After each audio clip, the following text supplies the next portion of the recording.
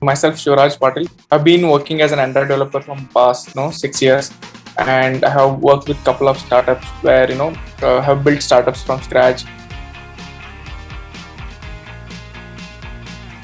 To become an Android developer, first of all, you need an interest to building some apps or building any of your ideas. Okay, so if you have that, that is enough. Technically, you need to know only Java language, Java or either Kotlin. Then you will be able to build a beautiful apps from scratch. All the businesses, all the companies, their strategy, they have changed it to be an Android first or mobile first strategy. The more companies are evolved around this, the more developers are required.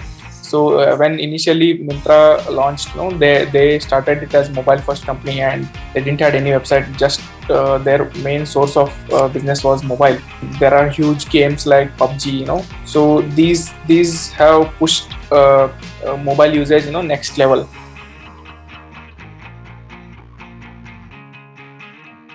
If you learn Android development, then it is very easy to become an iOS developer as well. And there are cross-platform, for example, Flutter, Ionic.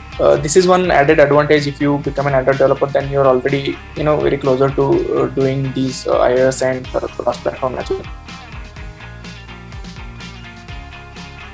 So in tech industry, it is not like that. No, you are fresher and you can't expect this much salary. So it all matters what are the skills that you have. There are students that have reached 15 lakh to 18 lakhs package as well. Within 1 or 2 years, you can grow 2x to 3x.